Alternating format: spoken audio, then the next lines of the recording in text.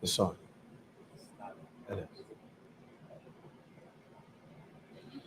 بسم الله الرحمن الرحيم الحمد لله والصلاة والسلام على أشرف الأنبياء والمرسلين نبينا محمد وعلى آله وصحبه أجمعين اللهم انفعنا بما علمتنا وعلمنا ما ينفعنا اللهم زدنا علما إنك أنت عليم الحكيم اللهم اجعل هذه محاضرة حجة لنا لا حجة علينا يا رب العالمين أما بعد.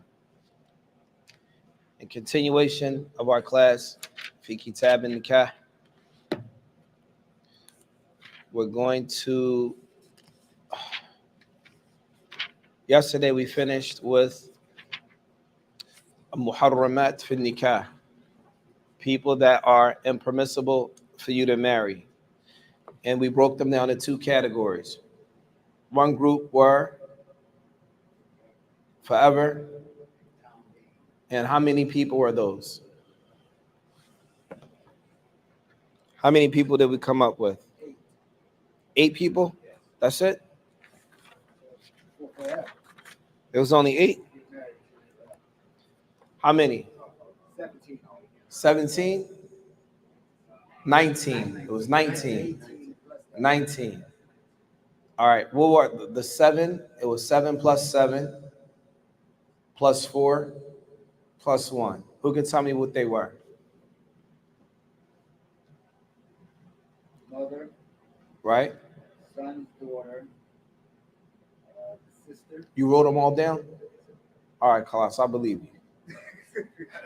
I believe you. Right. We're going to start tonight, inshallah ta'ala.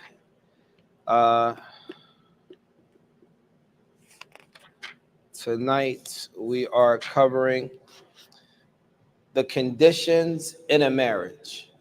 So if you recall when we started, we spoke about the conditions of a marriage, right?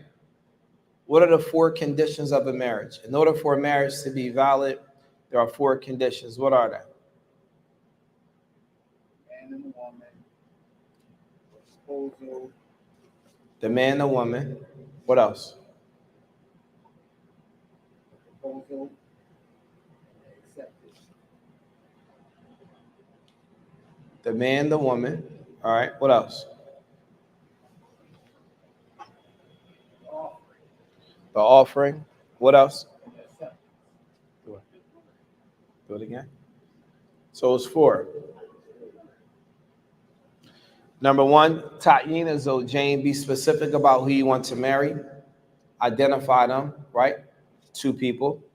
Ridahuma, that they both are happy to get married. A wali, you have to have a wali present, and you have to have witnesses. And each one of them, at least the last 2, well, rather all of them, they have conditions. And we're not going to get into the conditions, but today we're going to speak about the shurut, or the conditions in the contract of the marriage. So before we start reading through the text of the Shaykh Rahimahullah, we're going to understand that conditions in a marital contract are 3 types. Conditions in a marital contract are of 3 types. The first type is something that is considered correct or sahih.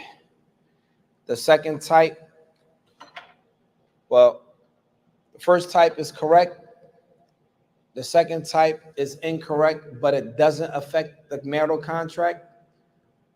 The third type is incorrect and it does affect the marital contract. Again, in a marital contract, there are 3 types of conditions. Conditions that are okay, acceptable, conditions that are unacceptable, however, they don't affect the marital contract, or the third part are conditions that are unacceptable and they do affect the marital contract. Is that clear?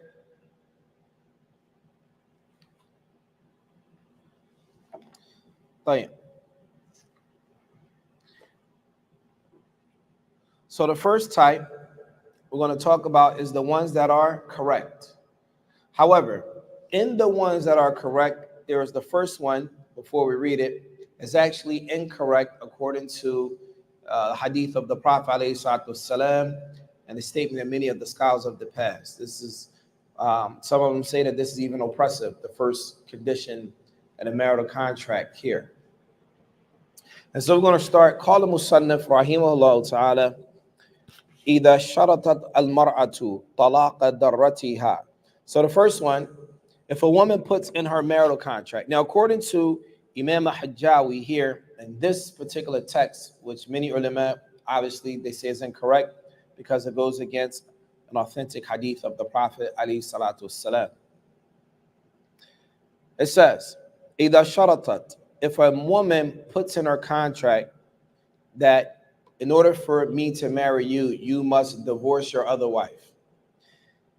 They call her darrataha. Darrataha means, if you look at the term darra, like it causes harm to her. So therefore, you must divorce her in order for her to marry you. According to the text here, they say this is correct.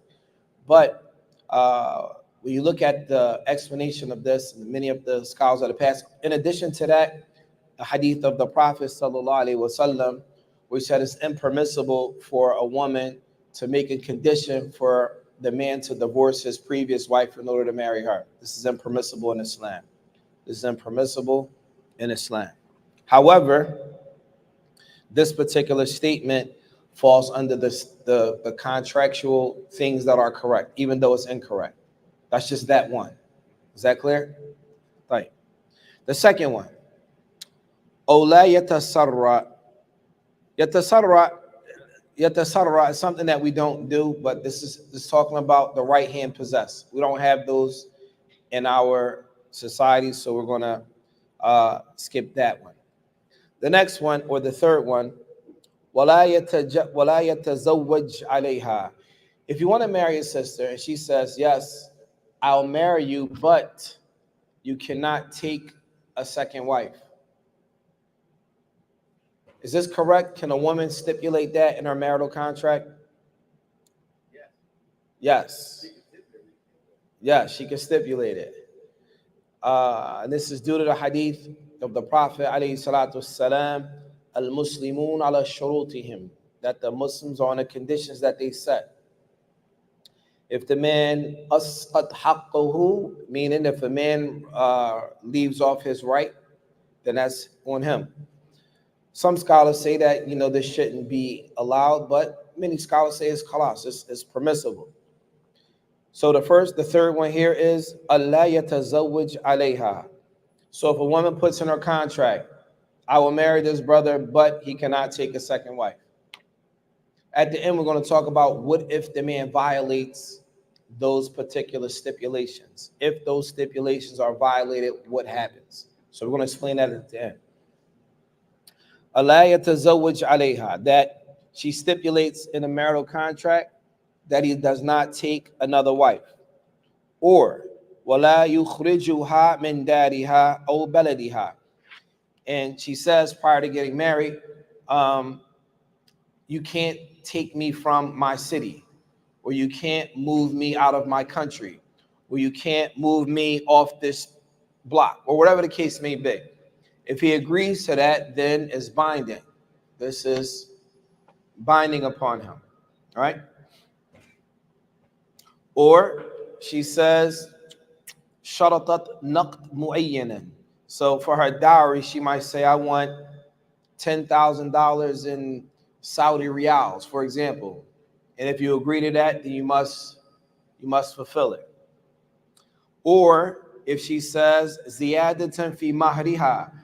So to determine a woman's dowry in general, when we get to that particular chapter, a woman's dowry is generally defined by the women in her family, what they receive. So for example, if the woman in your family, generally speaking, their dowry, let's say it was $2,500, right? In general, the sisters, the mother, the aunts, the cousins, whatever, that's the general dowry. So then generally that would be her dowry, something similar to what the women in her family receive. If he says, all right, I'm going to offer you $2,500 because that's the norm of the people in your family. If she puts in a condition, I want more than that, and he agrees to it, then this is also binding, right? All of those things that were mentioned are correct, except for the first one. The first one about if he's married to another wife, then in order for you guys to get married, he must divorce her. Even though, but leave it, if we were to give a quiz and say, what are the six mentioned, you'll have to put that in it because that's a statement of the author. That's a statement of the author. Tayyib, what happens if you oppose it? What happens if you oppose it? Let's say, for example, your wife says to you, I'll marry you, but you can't take on another wife. You agree. All right, khalas, I won't take another wife. You married for a year, 2 years, 3 years, y'all got kids. You're like, you know what? I'm going to just grab me another wife. And she finds out that you grab another wife. What happens now? Did you oppose what you put in your contract? Yes or no? Yeah. Yes, you oppose the contract. So what happens now? What's the next step? You're sinful, right? Because you oppose a condition that you set. Now, what happens next? She got asked for a divorce. So let's talk real quick. I'm gonna explain something really quick. When you say a divorce in Islam, a divorce comes from the man or the woman? The man. Excellent. If a woman wants a khul'a comes from who? A man or a woman? Meaning, who initiates it? A man or a woman? The woman. The man just grants it or he does not grant it, but it initiates from a woman. In this case, what is her option? Does she even have an option? If you put it, what's the benefit of it going in a contract anyway? Okay, what if you don't honor it? What's the consequence? Is there a consequence? What's the consequence? Brothers in particular, you need to know this stuff because these are the rights of the women. Listen, these are the rights of the women that many of our brothers, we trample upon them like, nah, you don't have no rights. This is what it is. This is what men do, right? So now the thing is, when you go against something they put in the contract, what happens? Nothing. If she says you agreed that you wasn't gonna get another wife and you did, he's like, all right, and what does that mean? What happens if you put in a contract? It's a breach of contract. So now what happens? What's the ramifications? It's a violation. Okay, it's a violation. We get rent. There's a violation. What happens? I know it's bleeding into our rub, though. Yes.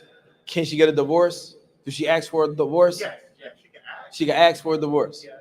No. No. What is it? What does that call the marriage be annulled? Mumtaz. The marriage can be annulled. What is an annulled marriage in Islam? It's called the fasq. What is a fasq? A fasq, it doesn't come from the man and it doesn't come from the woman. It comes from a third party. That third party would be the mahkama or a judge or any type of Islamic institute. So let's say, for example, they get married here. For example, Naeem's involved, there's the wali, the imam, the sheikh Abu Sajid, he's involved with he does the marriage. He knows the contract. She says, Imam Saeed, we agreed on a contract that he wouldn't take another wife, and he took another wife. Imam Saeed is going to confirm with the brother, is this true? Did you take another wife? He's going to say, yes, I took another wife. He's going to look at the sister and say to her, do you want to continue this marriage, yes or no? The choice is hers. If she says no, the marriage will be annulled at that point. He has no say in the matter. The man has no say in the matter as long as she wants to go through with it. Is that clear? Yes. I have a question. Yes. Is there an iddah period for the marriage? There's always an iddah. Anytime a woman is separated, there's always an iddah. We'll speak about the specifics of the iddah when we get to that particular chapter. However, in this case here, if a man violates any contract or any stipulation, any condition If a man violates any condition or stipulation that they put in the contract that is a correct stipulation, like the ones we just mentioned, then, and he agrees to it, if he violates it, she has a right to seek an annulment. Now pay attention, sisters. Sisters, pay attention. If you put that in your contract and you go in front of the man or the masjid or the sheikh or whoever who presided over your particular issue, and he asks you if you want to fasqu nikah, meaning you want to annul the marriage, and you say no, you cannot come back later and try to get it done later. It has to be done right then and there at that time. Is that clear? Play. Yes. So it only can happen one time at that time period. So for example, if she finds out her husband takes another wife, she's upset. She goes to the masjid, whatever. Listen, I want an annulment. If she says, this is what I want. So the imam or the sheikh is going to call the brother in, confirm it, talk to them. Are you sure this? Talk to the sister. Are you sure this is what you want? Make sure she understands the ramifications 100% across the board. That means he can't take you back unless new contract, et cetera, but the marriage will be over. The marriage would be over. If she agrees to that, that's what she wants, then khalas. Islam doesn't oppress her. If that was something that was important to her, she doesn't have to be in that situation. Is that clear, brothers? Inshallah, that's clear, sisters. Right. فَإِنْ خَالَفَهُ, and it says, if the man opposes it, فَلَهَا فَسْقٌ, then she has a right for an annulment. She has a right for an annulment. Now, an annulment in Islam comes from a third party. It doesn't come from the man, the husband, nor does it come from the wife. Even if the man still want, man, man, that's my wife, man, you tripping. No, this is what you signed up. This is what you agreed to. So, brothers, when you get married to sisters and they put those stipulations, you need to understand the ramifications. You need to understand the ramifications. What does it actually mean Islamically? Go ahead. Question. Yes. The khula, that has to be a third party. The khul'ah? No. The khul'ah is granted by the man, the husband. He grants his wife a khul'ah. And there's also a iwad. And in the iwad is that once he grants the khul'ah, then she will return back the dowry and khalas. She'll be released. Okay?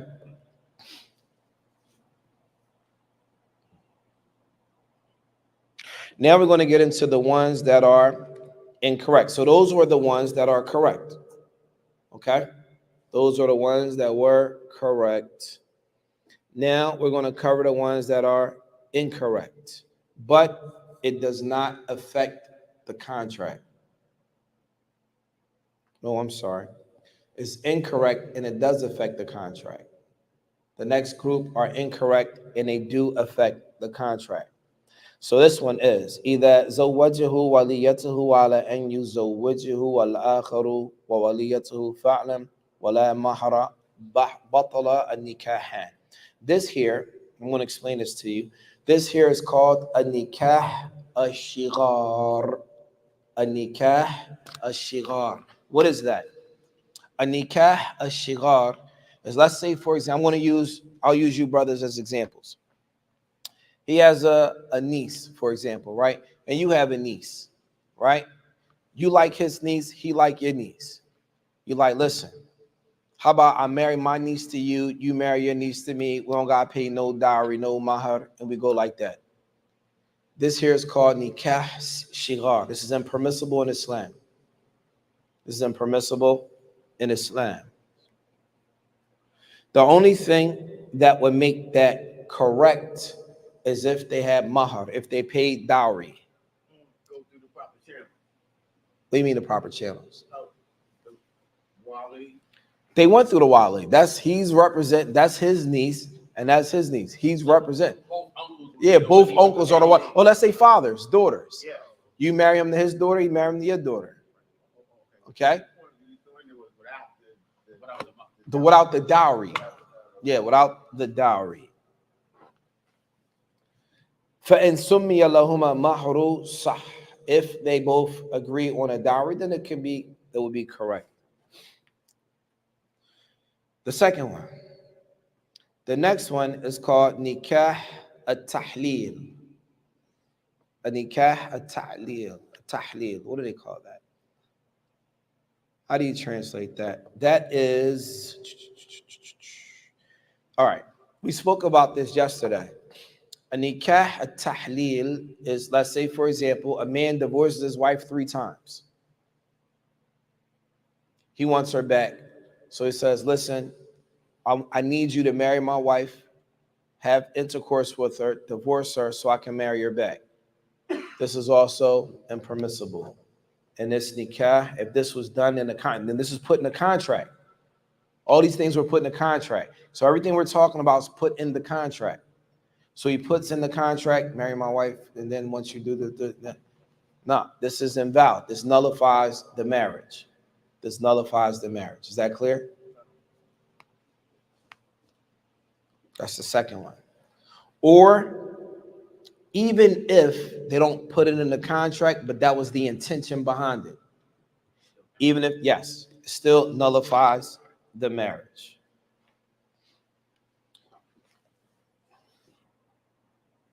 The next one, and this is something that's, let's say, for example, we're here for nikah, right? So the wali is here, and the man who wants to get married to her are here. If he says to the man, Ana zawajtuka, I will marry you to this woman next month in the sitting for the nikah. And he says, all right, qabilt, I accept. This here is also batil. You can't do that. You cannot have a sitting for a marriage for something that's happening in the future. You can't put, it has to be right then and there. Is that clear? All right.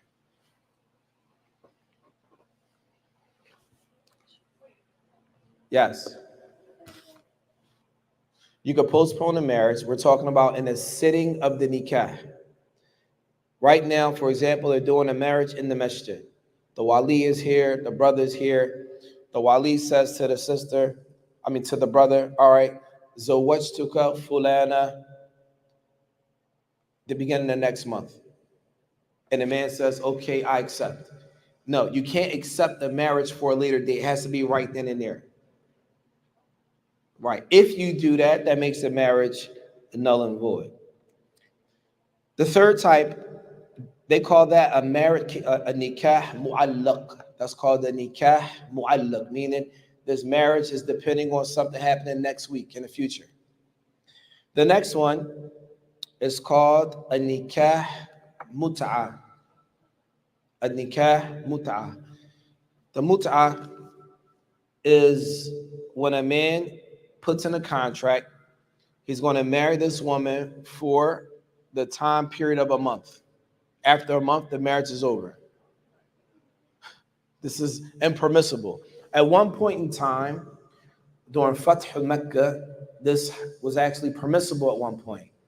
And then the Prophet, ﷺ, he later made it impermissible to the point where many scholars say there's a consensus or ijma' from the companions that this is impermissible to marry a woman for a period of time and you agree on it. You say, listen, we're going to get married for 3 months. She's like, all right, bet. This is impermissible. This is impermissible. Right. So next thing we're going to talk about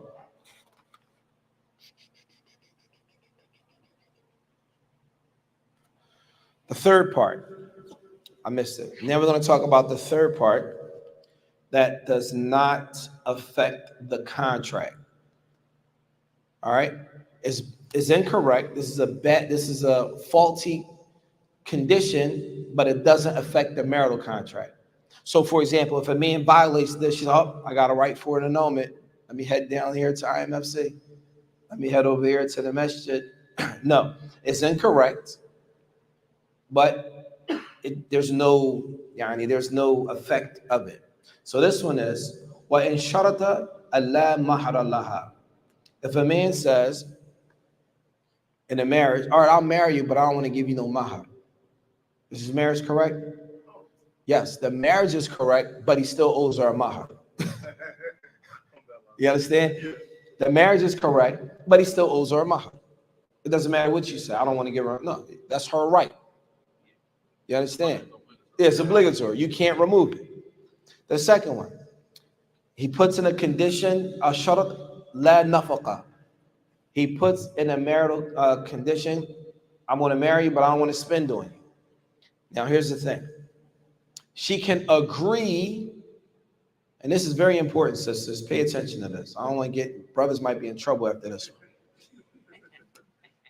Listen, she can agree. You can get married to her and say, all right, I don't want to spend no money on you. But for him to make it a condition, he can't do that. Because even if she agrees, okay, you don't got to spend on me, she can always later say, no, I changed my mind. You owe me my, here in this town, you owe me my maintenance. That then, once she says that, it becomes obligatory for, well, wait, before we get married, we got married, I told you I wasn't going to do that. Well, that holds no weight in Islam. That holds no weight. Brothers, it holds no weight. You don't believe me, you're going to ask somebody else. It holds no weight. All right? Now pay attention. If she's okay with you not spending, that's fine.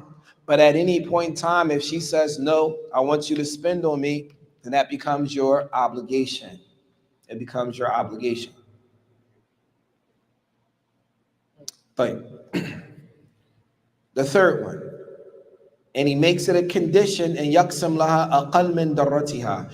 He makes it a condition that I'm going to spend less time with you than with my other wives, or I'm going to spend more time with you than my other wife. Meaning, he makes that a condition.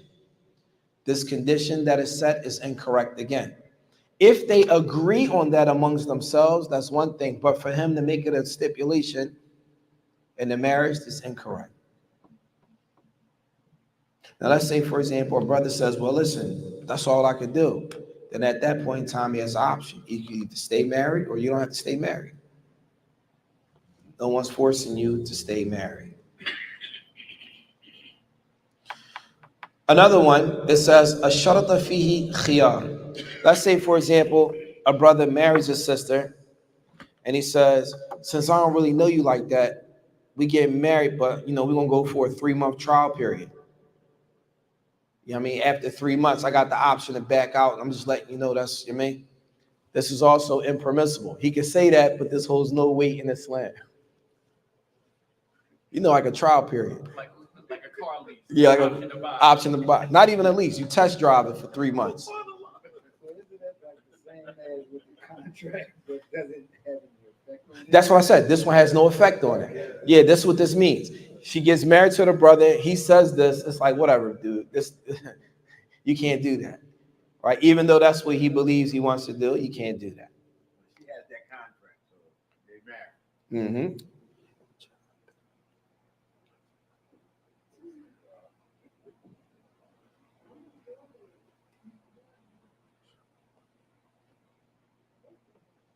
Right. Another one. He says, وَإِنْ جَاءَ بِالْمَهْرِ فِي وَقْتٍ كَذَا وَإِلَّا فَلَا نِكَاحٍ. If a man says, all right, I'm going to come with the mahar money by next Friday. She's like, all right. But if I don't come with it, then there's no marriage. She says, well, if you don't come with the mahar that we agree, this is after they're married. She said, if you don't bring it by this day, then there's no marriage. Whatever. He still owes it, even if he doesn't have it. وَهُوَ فِي ذِمَّتِهِ. Dhimmatihi means it's like it's attached to his neck. He has to pay that mahar.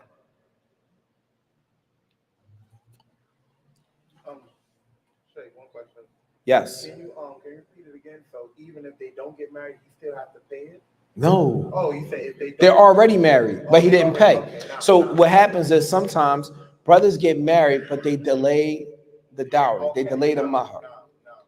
Right? That's what they're talking about. Okay, I got you. All right. Now, here are some conditions that a man can potentially, he can ask for a fasq. All right? An annulment. He can, but why would a man need an annulment anyway? This is a question. Does a man need somebody outside for him to divorce a woman? Can he divorce a woman on his own? Yes. Yeah. Does he need a judge to say, okay, you can get an annulment? No. So then what's the benefit of a man getting an annulment in a marriage? How does that benefit? A woman, I can understand. A man, huh? Say that again. What did she say? He won't be. Mumtaz. So for the man, he doesn't have to pay. If he divorces her, he's still responsible for her during the iddah period, right? Okay, so he removed them that, and also, what else does he get back? He may even get back his dowry. So then there's a fiscal benefit for him in getting an annulment as opposed to divorcing her. Is that clear? All right. So let's say, what in sharataha muslimatan. Let's say, for example, the wali, he says of the sister, yeah, man, she's a Muslim, and it says fabanat kitabiyatan. And then after he marries her, he finds out that she's a Christian. She's not Muslim. Can he get an annulment for the marriage? Yes, he can get an annulment. Deception, right? Or let's say, for example, the man says you can marry her off, she's a virgin. And then when he marries her, he finds out that she's not what? She's not a virgin. In this case, can he get his money back? He can get an annulment because he was deceived. All right. The next thing. Now, the next one, it says, what if they said that, what if he put a condition like, yeah, man, she's beautiful, but he never sees her. This is why the Prophet ﷺ, he said what? فَانْظُرْ إِلَيْهَا إِلَى مَا تَدْعُو إِلَى نِكَاحِهَا. وَكَمَا قَالَ عَلَيْهِ الصَّلَاةُ وَالسَّلَامُ. The Prophet ﷺ, he said, look at the woman you want to marry so that you can see what it is you need to see to make you want to marry her. So here it says, what if the wali says she's Jamila, like she's beautiful, and then when he sees her, it's not the case. He was lied to. Deception. And nowadays it's easy because women put makeup on, they look different. And they wash their face, you like. No, but even like face to face though, the makeup, they can look real different. So he thought he was marrying this person on the picture, turned out to be this. She played him. Say again? They're not supposed to wear makeup. A woman could wear makeup. Makeup is permissible. The fake lashes is something different. The problem with the makeup now, you thought you was looking at one person, and the next day she got a new set of makeup when you think it's a different person. That's bad business. I'm just saying. So, all right. Oh, and this, the same thing. You say that she's come from family such and such, and he marries and found out that's a lie. She's from a separate family, right? There's also a reason for a fusk. Right. The next.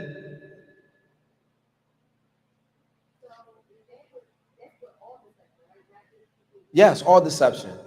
We're just going through the book though. So right now, we're about to talk about something, and then we're going to finish up. We're almost done.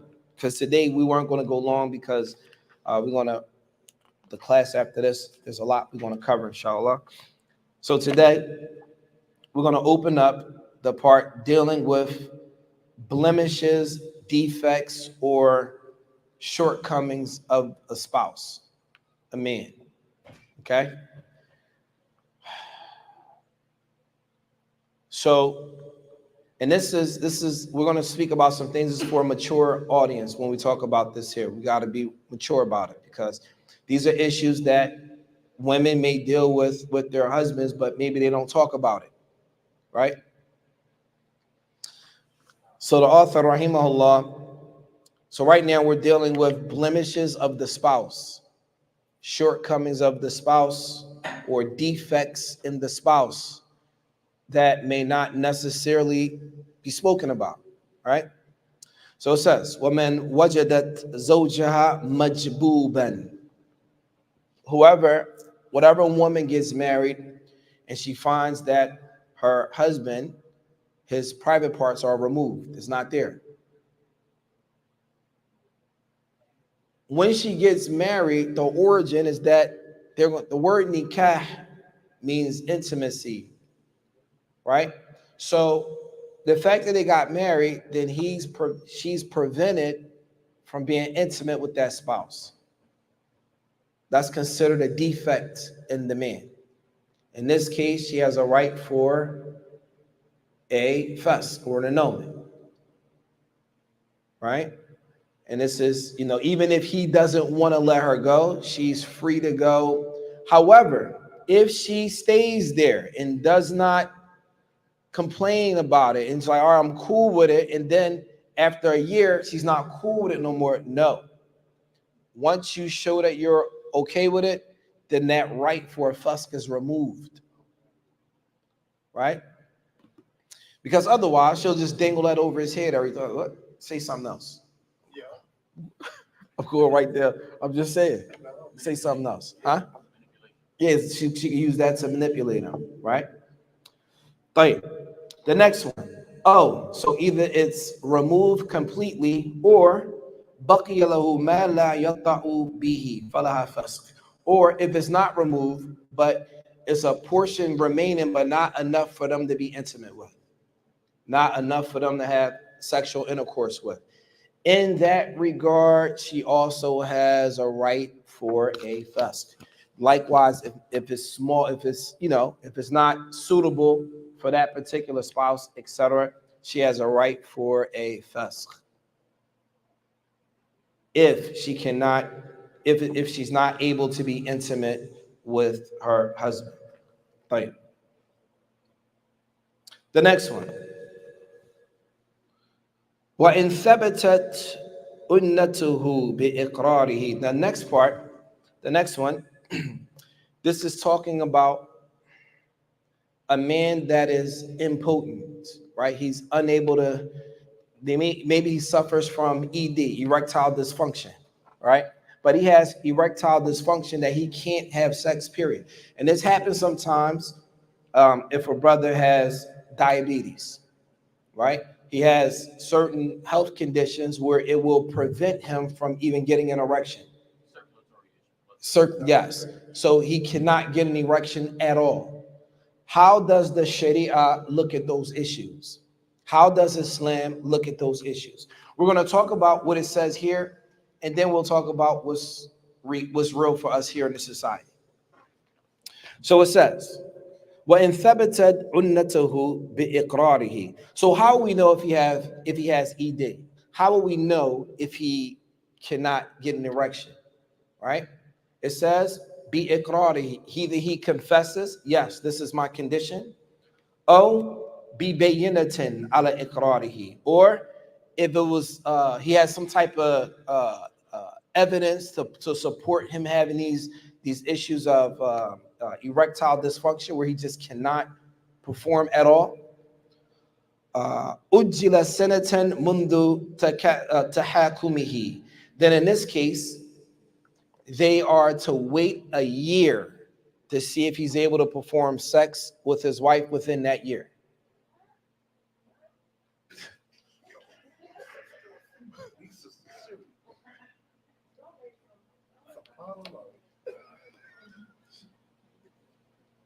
Wait, we're just talking about what's in the book. We'll deal with the modern issues after this. All right. All right. Because back then they didn't have modern medicine, et cetera, things like they have now. Now things you can get fixed. But back then they didn't have it. So this is what was done. All right. And it says, فَإِنْ وَطِئَ فِيهَا وَإِلَّا فَلَهَا فَسْقٌ. So he must have intercourse with his wife at least once that year. فَإِنْ وَطِئَ فِيهَا وَإِلَّا فَفَسْقٌ. If he cannot be intimate with her for that whole year, then she has a right for an annulment of the marriage. Yes. There's a narration that I read about one of the female companions that came to the Prophet complaining about like an ED issue. Right. And then the Prophet still mentioned that since they're married, he still has rights to you, so he must consummate the marriage, even though she found out that he had kind of like an ED issue. 'Okay.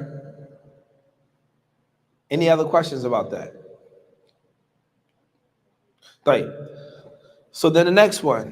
إن اعترفت أنه وطئها فليس بعينين. If the wife, if she says, yes, we were intimate, then khalas, that stigma is also removed from him at that point. ولو قالت في وقت رضيت به عنينا سقط خيارها أبدا. If she says at any point in time, I'm happy with my husband, even though he has this problem, I'm happy with him, then she loses the option for an annulment forever after that on that particular issue. Is that clear? Right. As for today, issues that happen because the sisters had an outburst about a year, right? The reality is this. In the time we live in now, a man can go to the hospital. There are certain things that he can do to help fix his situation if that's his condition, right? It's not like it was then where maybe they didn't have certain things to help men who have diabetes, etc. But now they have things in place that will assist in those areas. Yes. Also, one of the issues about ED, there are certain STDs that can cause ED also. Mm. And also, like porn addiction can cause ED also. So those are Yeah. Yeah. I'm sorry. He just made a statement. It wasn't a question. He just said that porn addiction could cause ED and certain STDs could also cause ED. What did she say? I don't know what she said. All right. Any questions about what we covered today, inshallah? Any questions about that? All right. So then, what we covered today is important. The next thing we're going to cover are the blemishes and defects in a woman that would, so the blemishes and defects, they fall into three categories. The blemishes and defects, they fall into three categories, right? Category number one is for the man. Number two is for the woman. And number three is something that they both share. It's the man, the woman, and they both share. Is that clear? Today, we didn't even cover all of the defects of a man. We only covered some. The next class will cover the rest, along with the women and along with the things that they share. Any questions? Yes.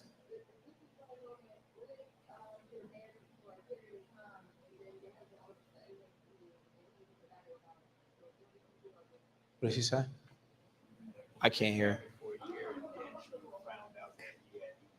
Oh, she said she's not coming over. She's coming to the wall. Yeah.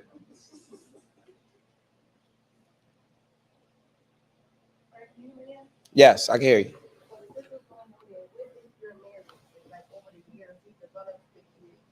He develops what? ED? Okay.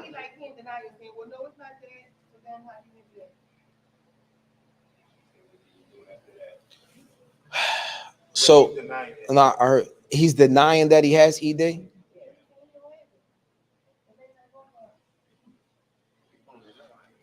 I mean, that's a general, if he's denying it, then maybe he doesn't have it. Then what? Here's the thing. Right now, so let's be clear about something, sisters, really quick. Right now, we're talking about an annulment of a marriage. These are things that can make the marriage become annulled, right? However, we didn't get into the issue of a khula. A woman can always, a woman and brothers, if you're married to a sister and she just does not like you anymore, she can ask for a khula. Brothers, wake up. No, I'm serious. Because what happens is, and I'm not saying, sisters, don't say, oh yeah, let me get out this marriage real quick. No, don't do that. What I'm saying is, in Islam, Islam does not force a woman to stay in a marriage. If she does not want to be there, you don't own your wives. They're not your property. No. Your wife is not your property. Hiya hurra. She's a free woman. You guys got married by choice, not ijbari. Nobody forced her to marry you. And once she's married to you, it does not mean she's your slave. You don't own her. So she don't even take your name. She don't even take, in Islam, a woman does not take her husband's name. That's only in Christianity. She still has the name of her father. She has her own lineage, not yours. This shows that she don't belong. Your kids belong to you. Even though you don't own your kids, they belong to you. Your wife don't belong to you. That's number one. Number two, if your wife, and when we get to the chapter of a khul'a, or whatever the case may be, when a woman wants out of a marriage, when we cover that chapter, brothers, you're going to be surprised. You're going to be surprised. If she does not like you anymore, if you don't like your wife anymore, you can divorce her, right? You like, no, I'm not really feeling you like that. No, you can let her go, right? Right? Yes. Women believe that once they get married, because what they say is, a brother used a hadith that, a woman won't smell the fragrance of paradise if she asks for a divorce, and it's not a valid reason why she's asking for a divorce, right? Is everyone familiar with that? Yes. Like, if a woman does not like her husband anymore, that's not a valid reason? Of course. Just like for you, brother, if you don't like her anymore, she gets on your nerves, you're not feeling her, you can divorce her. But what happens to her? If she wants out, she can't get out the marriage? Huh? Yes. And if a sister does want out, and maybe you're oppressing your wife, brother, she don't belong to you. She belongs to Allah subhanahu wa ta'ala. That's just it. And this is Islam. This is Islam, though. This is not personal feelings. This is our religion. Now, it doesn't mean that once you hear stuff like this, next you know we hear the khul'a rate jumping up. Brothers like, yeah, you said in your class, man. Nah, what I'm saying is keeping the family together is always better. Keeping a family together, especially with children involved, especially in our community where there are high rates of divorce, high rates of single parent homes. And if anyone looks at research for single mother homes with kids, the success rate of those children are not as well or not as high as the success rate of children that grow up in two-parent homes or even homes with the father. So this is very important. So sisters, I know sometimes you might be in your feelings, but if you got kids, you might want to try to make it work. Try to make it work before you hit the eject button. Try to make it work, right? And that's that. So understand, right now we're talking about an annulment of the marriage, not a khul'a or talaq or anything like that. An annulment is what we're talking about here.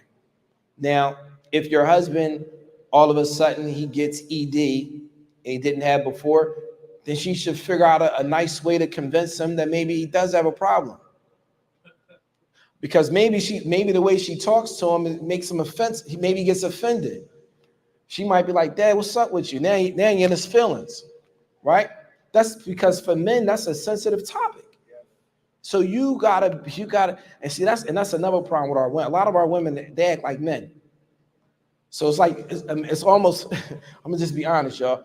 If a woman's saying that to her husband, he don't see his wife. He's seeing a man saying that to him because she's all aggressive. Now he's gonna get defensive now. All right. For our women only, if you know how to be soft, you can say something to a man and hurt his feelings, but he won't feel bad. He'll be like, Dad, maybe I do need to get checked out. But if you say it in a way to make him feel bad, he's gonna be defensive. So whoever asks that question, sister, because it's probably not you, it's a friend of a friend of a friend that told you to ask the question, right? You know what I'm saying? You need to tell your friend who told your friend who told your friend to be soft and gentle with her husband and talk to him in a nice way. You know, you get more bees with honey than you do with vinegar, right? You speak to him in a nice way and maybe he will understand and say, you know what, maybe you're right. Let me go get my situation checked out. Sometimes it's that easy. Anyway, any other questions? Oh, طيب. So we're going to stop with that, inshallah. Subhanaka Allahumma wa bihamdik. Ashhadu an la ilaha illa ant. Astaghfiruka wa atubu ilayk. Assalamu alaikum wa rahmatullahi wa barakatuh.